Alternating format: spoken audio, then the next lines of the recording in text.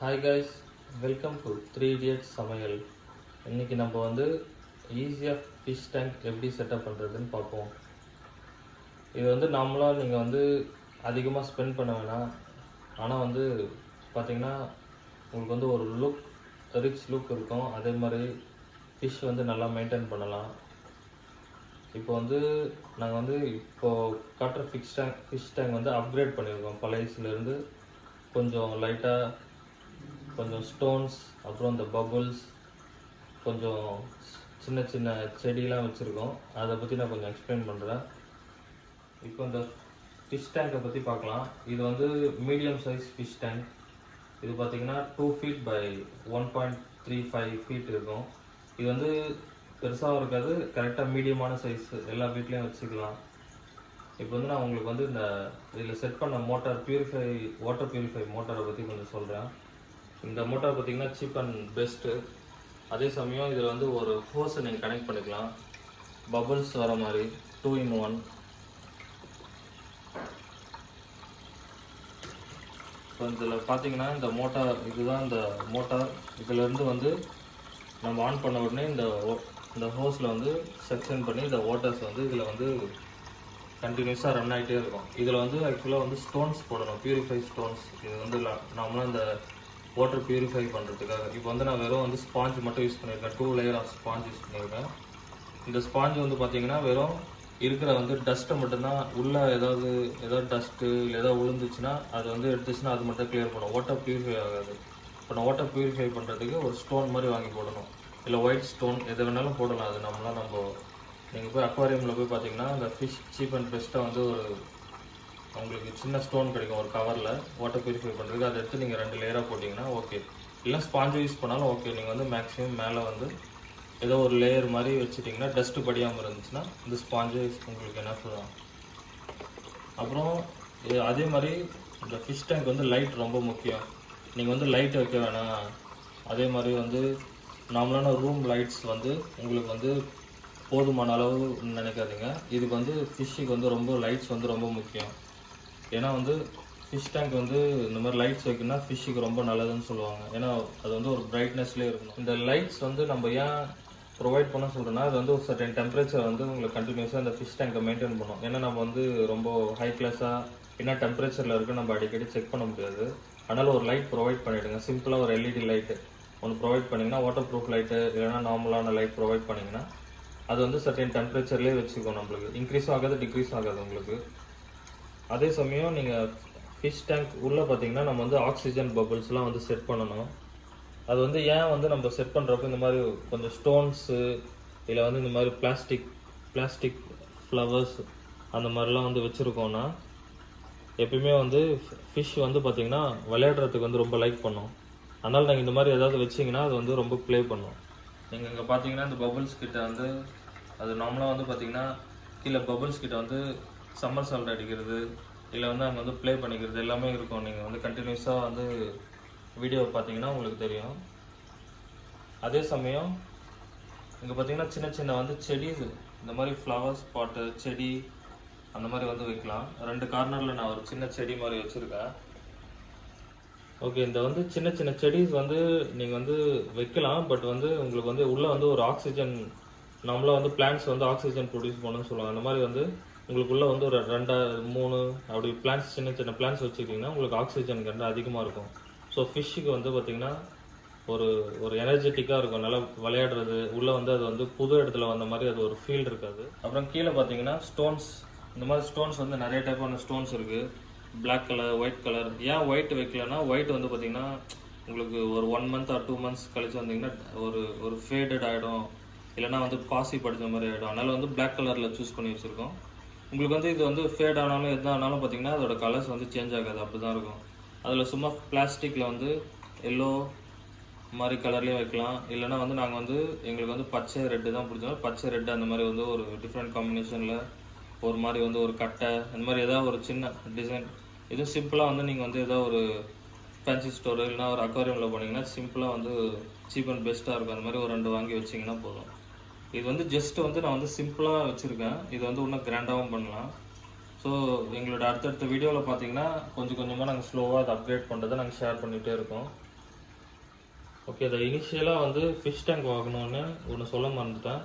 நீங்கள் வந்து நார்மலாக 80% ஆஃப் வாட்டர் மட்டும் மெயின்டைன் பண்ணிக்கோங்க. இதுக்கு மேலே போடாதீங்கன்னா ஃபிஷ் வந்து பார்த்தீங்கன்னா சம்டைம்ஸ் நைட் டைமில் இல்லை ஆல் டைமில் ஜம்ப் பண்ணுறதுக்கான சான்சஸ் அதிகம்.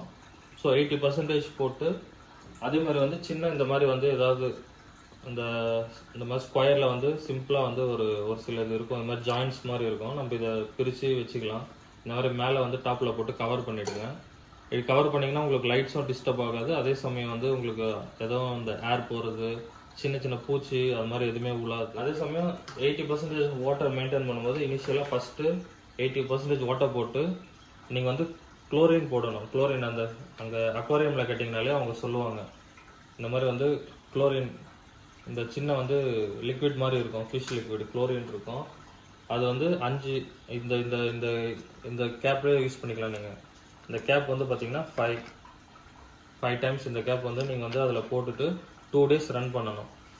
அந்த 5 கேப் போட்ட உடனே அவங்க அக்வாரியமில் கேட்டிங்கனாலே சீ சால்ட்டுன்னு ஒன்று கொடுப்பாங்க. இந்த நம்ம ஊரில் கல்லுப்பு மாதிரி இருக்கும், அதே மாதிரி சீ சால்ட்டுன்னு ஒன்று இருக்கும். அதை வந்து இனிஷியலாக வந்து நீங்கள் வந்து ஒரு 5 ஸ்பூன், நீங்கள் டேபிள் ஸ்பூன் கணக்கோ இல்லை வேறு ஏதோ பெரிய ஸ்பூன் கணக்கில் 5 ஸ்பூன் கணக்கு எடுத்து போட்டுக்கிட்டிங்கன்னா அது கொஞ்சம் நேரத்தில் டிசால்வ் ஆகிடும். அது எதுவும் நீங்கள் மிக்ஸ்லாம் பண்ண வேணாம். அதை வந்து 2 days கண்டினியூஸாக ரன் பண்ணுங்கள். ரன் பண்ணிவிட்டு அதுக்கப்புறம் எந்த ஃபிஷ்ஷாக இருந்தாலும் வாங்கிட்டு வந்து நீங்கள் வந்து விடலாம். இப்போ வந்து நான் வந்து பார்த்தீங்கன்னா இந்த லயன் ஹெட் ஃபிஷ்ன்ற ஃபிஷ்ஷை நான் வந்து இப்போ வாங்கிட்டு வந்து விட்டுருக்கேன். கோல்ட்லேயும் ஒயிட் வித் கோல்டு ஹெட்டட்லேயும் நான் வாங்கிட்டு வந்து விட்டுருக்கேன். சைனா சக்கர்னு சொல்லுவாங்க. இந்த மாதிரி டேங்க் கிளீனர் வந்து ஒன்று மஸ்ட் நீங்கள் வச்சுருக்கணும். அப்போ தான் இந்த ஃபிஷ்ஷோட வேஸ்ட்டு அப்புறம் வந்து சின்ன சின்ன அழுக்காக இருந்தாலும் அதை வந்து க்ளீன் பண்ணிக்கும். அது வந்து ரொம்ப மஸ்ட்டு. அது வந்து பார்த்திங்கன்னா எப்பயுமே ஏதோ ஒரு கார்னரில் வந்து செட்டில் ஆகிடும். அது ஆக்சுவலாக மூவபிள் இருக்காது. ஆனால் நான் வாங்கின ஃபிஷ் என்னன்னு தெரியல, அது வந்து மூவ் ஆகிட்டே இருக்குது நிற்காம. அதனால் எப்பயுமே மஸ்ட் ஒரு டேங்க் கிளீனர் வச்சுருங்க. எப்பயுமே அது வந்து இல்லாமல் இருக்காதிங்க. இல்லாமல் இருந்துச்சுன்னா கண்டிப்பாக உங்களுக்கு இந்த ஃபிஷ்ஷோட வேஸ்ட்டு அதெல்லாம் வந்து பார்த்திங்கன்னா தங்கிடும் கீழே. அதே சமயம் நான் ஏன் பெரிய கல் போட்டிருக்கேன்னா, சின்ன கல் வந்து போடலாம், அழகாக இருக்கும். பட் ஆனால் பார்த்திங்கன்னா நல்லா வந்து அந்த அழுக்கு, அதே சமயம் வந்து ஏதாவது தூசி எல்லாமே தண்ணிக்குள்ளே போடுறப்போ கீழே போய் டெபாசிட் ஆகிடும்.